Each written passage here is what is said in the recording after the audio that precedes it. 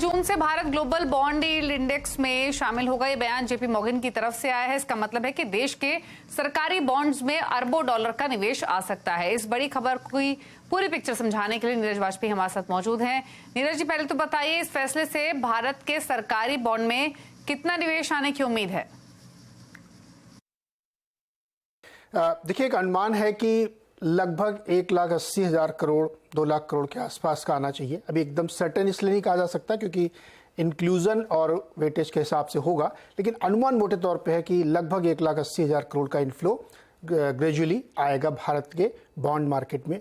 और ये अपने आप में एक बड़ी रकम के अलावा बहुत बड़ा गेम चेंजर है इंडिया के लिहाज से, क्योंकि आप जेपी मॉर्गन के इंडेक्स में, ग्लोबल मार्केट इंडेक्स में अगर हमारे बॉन्ड इंक्लूड हो रहे हैं तो ये अपने आप में इसलिए बड़ी बात है कि आपकी इकोनॉमी पे, आपके डेट मार्केट में दुनिया के निवेशकों का भरोसा बढ़ रहा है और आपकी इकोनॉमी को एक तरीके से सैल्यूटेशन है और रिकॉग्निशन है डेट के लिहाज से। ये बहुत बड़ी बात है।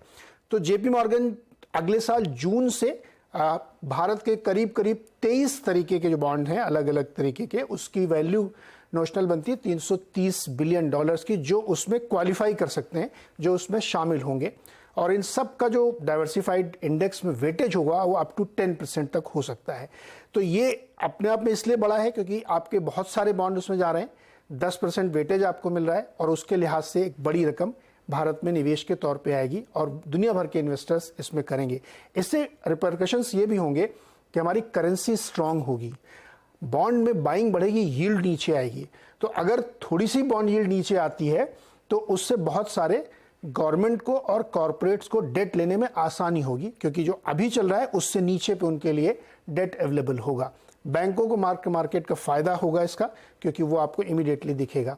तो अगर इस पूरी पिक्चर को आप समझें तो मैं ये समझता हूँ कि इकोनॉमी के लिए, देश के लिए बहुत बड़ी बात है कि आपके डेट मार्केट पे भरोसा है। हालांकि इसमें कुछ आरबीआई की तरफ से स्टेप्स भी लिए जाएंगे जिससे आपके जो बॉन्ड और यील्ड है वो स्टेबलाइज रहें, क्योंकि बहुत ज़्यादा वोलेटाइल मार्केट में इन्वेस्टमेंट डिस्टर्ब होता है।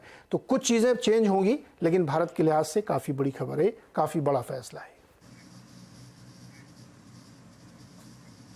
तो 28 जून 2024 से इंक्लूजन होना शुरू होगा। 1% से वेटेज बढ़ना शुरू होगा, जो कि 10% तक जाएगा विद इन 10 मंथ्स, और लगभग 24 बिलियन डॉलर का जो इन्फ्लोज है वो इंडियन मार्केट्स में आने की उम्मीद है। और सरकार ने इस फैसले को पॉजिटिव कदम बताया है।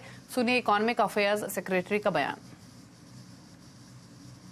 I don't look into the future. They have taken a decision and it shows their confidence in the economy, and it's a welcome decision. They have indicated that what percentage they are looking for, and these are the market forces which will take, the flow will come out of that.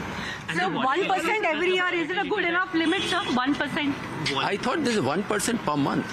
1% per month. So Is that a good enough? whenever the inclusion happens, it happens gradually over a period of time. Doesn't happen all of a sudden. Is that a good enough start for us, sir? Is that a good enough start for us and volatility? I have already indicated is a welcome development and shows confidence in Indian economy.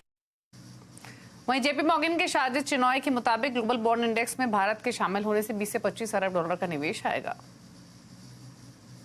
Given the amount of assets that track this index and given India's 10% weight, I think from this index the direct flow will be somewhere in the range of $20 to $25 billion starting from next June over a 10-month period. And then, of course, there'll be some catalytic flows that amount because of this. But I think the larger issue is not so much about the quantum of money. It's about two other things. One is to just have some more heterogeneity in the investor space in the bond market. The more heterogeneity you have, the better price discovery you will have in both directions. You know, bond money and debt money now has become, attracts a lot of indices, that this is passive money that's here for the long term, and therefore is in a way India tapping into the global pool of savings to finance its current account deficit.